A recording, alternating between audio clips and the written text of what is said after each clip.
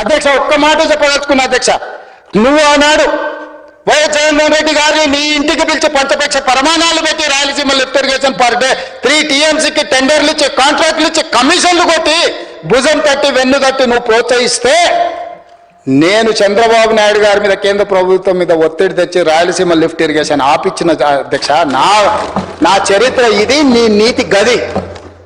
ఇవాళ నేను సూటిగా చెప్పదలుచుకున్న వేదిక మీద నుంచి 2 రాష్ట్రాల మధ్యలో మంచి వాతావరణం ఉండాలని ఇప్పటి వరకు నేను సాధించిన విజయాన్ని కూడా నేను చెప్పుకోలేదు అధ్యక్ష.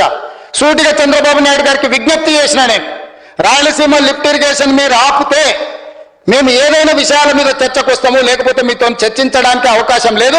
మొట్టమొదట 3 TMCల పర్ డే అక్రమంగా నిర్మిస్తున్న రాయలసీమ లిఫ్ట్ ఇరిగేషన్ పనులను మీరు ఆపండి అని మేము వారిని క్లోజ్డ్ రూమ్ లో అడిగితే మా మీద గౌరవంతో రాయలసీమ లిఫ్ట్ ఇరిగేషన్ ఆపేసింది అధ్యక్ష. మీరు ఈ రోజు నిజ నిర్ధారణ కమిటీని సభ నుంచి పంపించండి.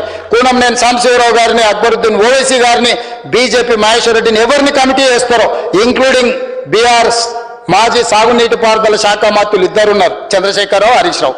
వాళ్ళిద్దరు నాయకత్వాన్ని ఎవరినో ఒకరిని పెట్టి రాయలసీమ లిఫ్ట్ ఇరిగేషన్ పనులు ఆగినాయా లేదా, ఉత్తమ్ కుమార్ రెడ్డి గారు మంత్రి అయిన తర్వాత కాంగ్రెస్ అధికారంలోకి వచ్చిన తర్వాత ఆగిన వాళ్ళ నిజ నిర్ధారణ కమిటీ పంపించండి అధ్యక్ష.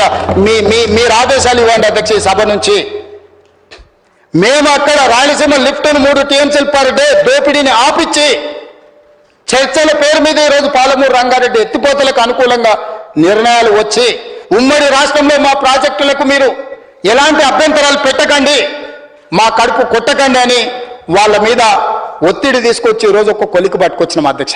ఒకవేళ మీరు పాలమూరు రంగారెడ్డి ఎత్తిపోతలు శ్రీశైలంలో కట్టేది కొత్త ప్రాజెక్ట్ అని అభ్యంతరం పెడితే మేము తక్షణమే పాత ప్రాజెక్ట్ అయిన జూరాల నుంచి పర్ డే 2 TMCలకు 70 TMCలు జూరాల నుంచి వచ్చిన ఎంబడే పట్టుకొని జూరాల నుంచి చక్కగా పాలమూరు రంగారెడ్డి నల్గొండకు తరలిస్తాము. అప్పుడు ఎవరంటే వస్తారో చూస్తామని ఆంధ్రప్రదేశ్కు చెప్పిన చరిత్ర, నిటారుగా నిలబడి వాళ్ళకి చెప్పిన చరిత్ర మాది అధ్యక్ష.